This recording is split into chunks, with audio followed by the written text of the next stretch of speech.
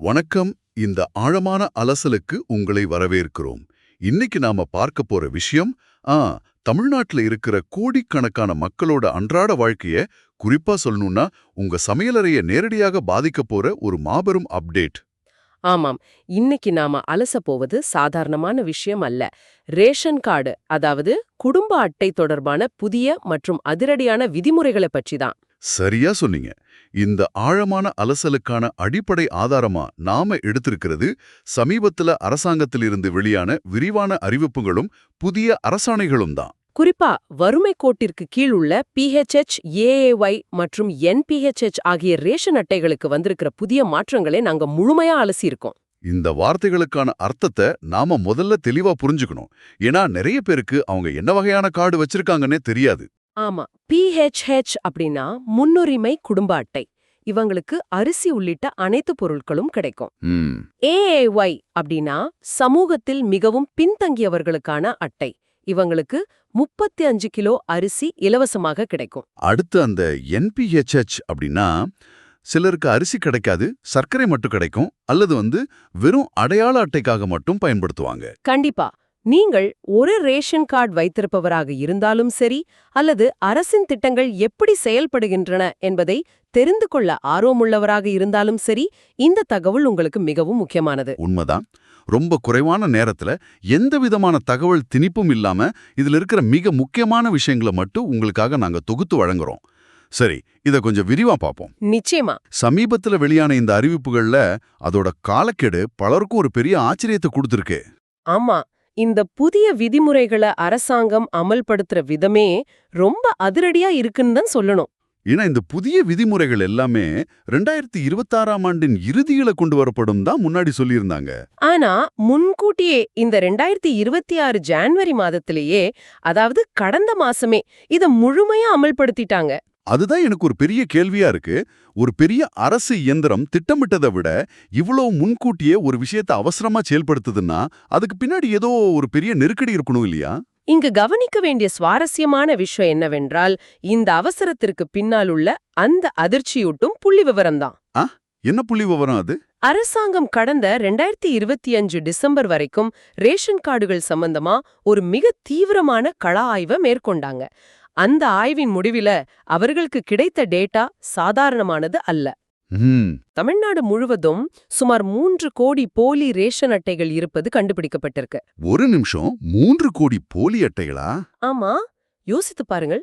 3 கோடி அட்டைகள். தமிழ்நாட்டோட மொத்த மக்கள் தொகையே சுமார் 8 கோடி நெருக்கத்துல தான் இருக்கும்.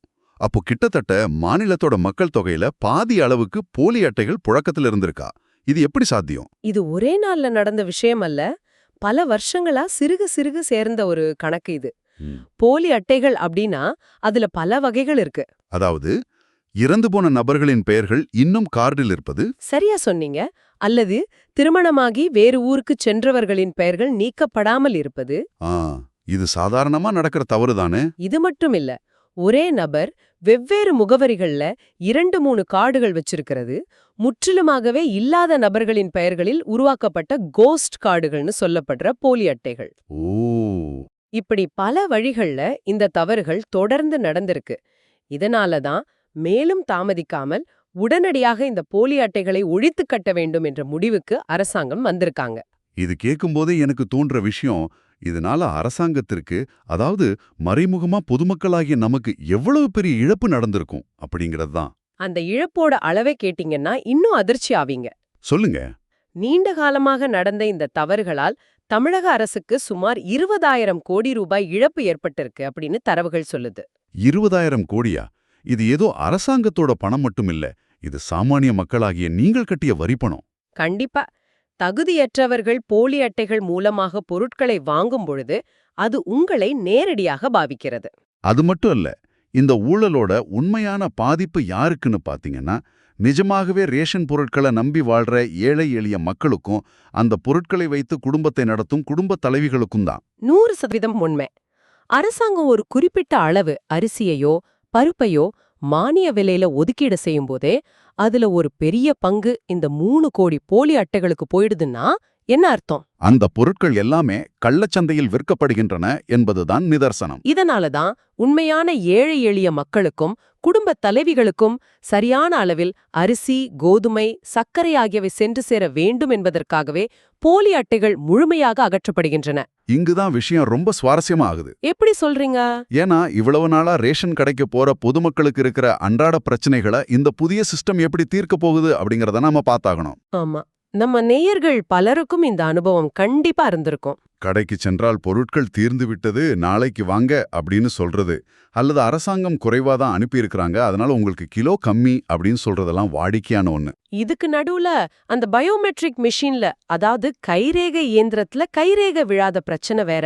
ஆமா, தொடர்ந்து கடினமான வேலை செய்யற தொழிலாளர்களுக்கோ வயதானவர்களுக்கோ கைரேகை சரியா விழாது. அவங்க பல மணி நேரம் வரிசையில நின்னுட்டு கடைசியில பொருட்கள் வாங்க முடியாம ஏமாற்றத்தோட வீட்டுக்கு திரும்புற சூழ்நிலை நிறைய இருந்திருக்கு. இதையெல்லாம் இந்த புதிய விதிமுறைகள் எப்படி கையாள போகுது?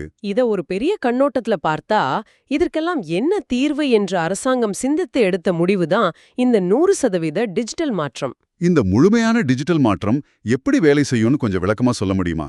கண்டிப்பா. முன்னாடி எல்லாம் கடையில எவ்வளவு ஸ்டாக் இருக்குன்னு விற்பனையாளர் ஒரு நோட்டு புத்தகத்துல எழுதி வைப்பார். அதுல தவறு நடக்கிறதுக்கு நிறைய வாய்ப்பு இருந்துச்சு. ஆனா இப்போ அப்படி இல்லையே. ஆங்க, இப்போ குடவுன்ல இருந்து ஒரு மூட்டை அரிசி கிளம்புவது முதற்கொண்டு அது எந்த கடைக்கு போகுது, எந்த பயனாளி கைரேகை வைத்து அதை வாங்குறாள் என்பது வரைக்கும் எல்லாமே சென்ட்ரல் சர்வர்ல பதிவாயிடும். அப்போ எந்த கடையில எவ்வளவு பொருட்கள் கையிருப்பில் இருக்குன்னு ஆன்லைன்லயே நீங்களே பார்க்க முடியும். இதனால ஸ்டாக் இல்லைன்னு யாரும் பொய் சொல்ல முடியாது. எக்ஸாக்ட்லி. 100% டிஜிட்டல் முறையின் மூலம் ரேஷன் விநியோகம் வெளிப்படையாக்கப்பட்டு ஊழல் பெருமளவு குறைக்கப்படும். அப்போ அந்த கைரேகை விழாத பிரச்சனைக்கு என்ன மாற்று வழி செஞ்சிருக்காங்க? அதுக்கும் இந்த டிஜிட்டல் சிஸ்டத்துல வழி இருக்கு. முந்தைய பழைய இயந்திரங்களுக்கு பதிலா புதிய ஸ்மார்ட் இயந்திரங்கள் அறிமுகப்படுத்தப்படுது. ஓ, ஸ்மார்ட் இயந்திரங்களா? ஆமா, கைரேகை விழாத பட்சத்தில் ஆதார் எண்ணோடு இணைக்கப்பட்ட மொபைல் எண்ணுக்கு ஓடிபி அனுப்புவது அல்லது கருவிழி ஸ்கேனர் மூலம் சரிபார்ப்பது போன்ற தொழில்நுட்ப மேம்பாடுகளும் இந்த டிஜிட்டல் மாற்றத்துக்குள் அடங்கும். சரியா சொன்னீங்க. ஒரு சாமானிய மனிதனுக்கு எந்தவித அலைக்கழிப்பும் இல்லாமல் பொருட்கள் கிடைக்க வேண்டும் என்பதுதான் இதோட நோக்கம்.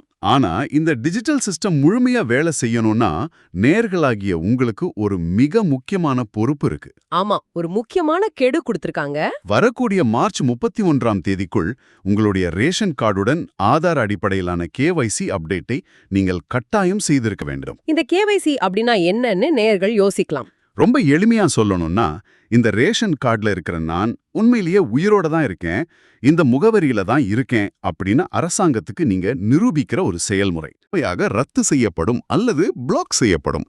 அதாவது உங்களால பொருட்கள் வாங்க முடியாது என்ற முக்கியமான கெடுவை அரசாங்கம் சொல்லியிருக்காங்க. பயனாளிகள் இதை சாதாரணமாக எடுத்துக்க கூடாது. இந்த ஆதார் இணைப்பு மற்றும் KYC அப்டேட் என்பதுதான் நாம முன்னாடி பேசின அந்த 3 கோடி போலி அட்டைகளை ஒழிப்பதற்கான முக்கியமான கருவி. சரி, இதை எப்படி செய்வதுன்னு நேயர்களுக்கு ஒரு சுருக்கமான வழிகாட்டுதல் தரலாமா? இது ரொம்ப எளிமையானதுதான். நீங்க உங்க குடும்ப உறுப்பினர்களோட ஆதார் கார்டுகளை எடுத்துக்கிட்டு உங்கள் பகுதி ரேஷன் கடைக்கோ அல்லது அருகிலுள்ள இ-சேவை மையங்களுக்கோ சென்று உங்கள் கைரேகையை பதிவு செய்து இதை அப்டேட் செய்து கொள்ளலாம். நீங்கள் உண்மையான பயனாளி என்பதை உறுதிப்படுத்த இது கட்டாயம். அப்படி செய்யாத பட்சத்தில் உங்களோட கார்டும் அந்த போலி அட்டைகளின் கணக்கில் சேர்ந்து முடக்கப்படும் ஆபாயம் இருக்கு. கண்டிப்பா. சரி, இதன் உண்மையான அர்த்தம் என்ன? ஒரு பக்கம் போலி அட்டைகளை நீக்குறாங்க, இன்னொரு பக்கம் டிஜிட்டல் முறைக்கு மாத்துறாங்க, எல்லாரையும் KYC அப்டேட் பண்ண சொல்றாங்க. இவ்ளோ பெரிய டேட்டாபேஸை சுத்தப்படுத்துறதுக்கு பின்னாடி ஏதோ ஒரு பெரிய திட்டம் இருக்குன்னு தோணுது.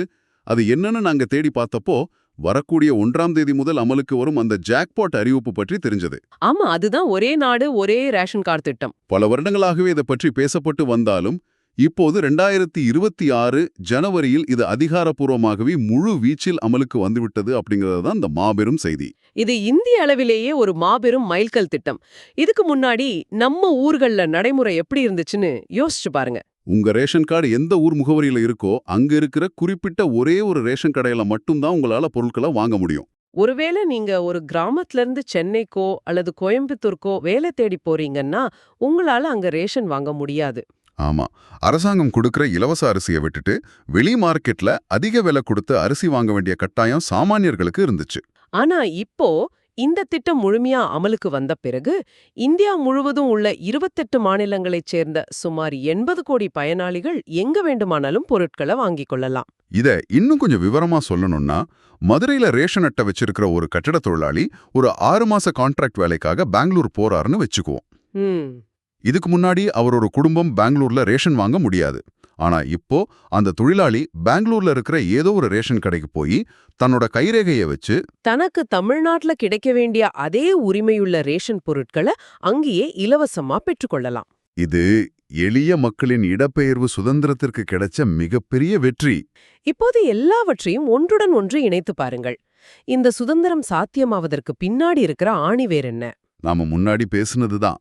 அந்த 3 கோடி போலி அட்டைகள் நீக்கப்பட்டதும் நீங்க இப்போ செய்ய போற அந்த ஆதார் KYC அப்டேட்டும் தான். யோசிச்சு பாருங்க, டேட்டா பேஸ்ல 3 கோடி போலி அட்டைகள் இருந்துகிட்டே இருக்கும்போது இந்தியாவுல எங்க வேணா ரேஷன் வாங்கலான்னு ஒரு திட்டத்தை கொண்டு வந்தா என்னாகும்? ஒரு மாநிலத்துல இருக்கிற போலி கார்டை வச்சு இன்னொரு மாநிலத்துல இருக்கிற பொருட்களை மொத்தமா சுருட்டிடுவாங்க. சிஸ்டம் முழுசா முடங்கிடும். அதனாலதான் கழையெடுப்பு முடிஞ்ச பிறகு உண்மையான பயனாளிகளுக்கு மட்டும்தான் இந்த மாபெரும் திட்டத்தை அரசாங்கம் சாத்தியமாக்கியிருக்கு. ரொம்ப தெளிவா விளக்குனீங்க. இந்த ஒரு திட்டத்துக்காகத்தான் இவ்ளோ பெரிய பேக்ரவுண்ட் வேலைகள் நடந்திருக்கு அப்படிங்கிறது இப்ப நல்லாவே புரியுது. ஆமா, நாம ஆரம்பத்திலிருந்தே பல தகவல்களை பார்த்திருக்கோம். இந்த ஆழமான அலசலோட முடிவுக்கு வந்திருக்கோம்.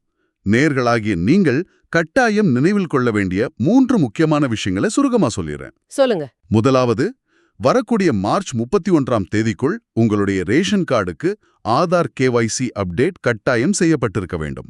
ரெண்டாவது, சுமார் 20,000 கோடி ரூபாய் நஷ்டத்தை ஏற்படுத்தியிருந்த 3 கோடி போலி அட்டைகள் நீக்கப்பட்டு ரேஷன் கடைகளில் பொருட்கள் விநியோகம் இனி 100% டிஜிட்டல் மூலமாக வெளிப்படைத்தன்மையுடன் நடக்கப் போகுது. மூன்றாவது, நீங்கள் வேலைக்காகவோ வேறு காரணங்களுக்காகவோ எங்கு இடம்பெயர்ந்தாலும் உங்களுக்கு தேவையான ரேஷன் பொருட்களை அருகிலுள்ள எந்த கடையிலும் வாங்கிக் கொள்ளும் ஒரே நாடு ஒரே ரேஷன் கார்டு வசதி இப்போது வந்துவிட்டது. இது ஒரு முக்கியமான கேள்வியை எழுப்புகிறது. என்ன கேள்வி அது? உணவு விநியோகம் போன்ற ஒரு அடிப்படை தேவையை கூட முழுமையாக டிஜிட்டல் மயமாக்கி அதை ஆதாரோடு இணைப்பதன் மூலம் அரசாங்கம் இன்று மிகப்பெரிய ஊழலையும் பல 1000 கோடி ரூபாய் இழப்பையும் தடுத்து நிறுத்தியுள்ளது.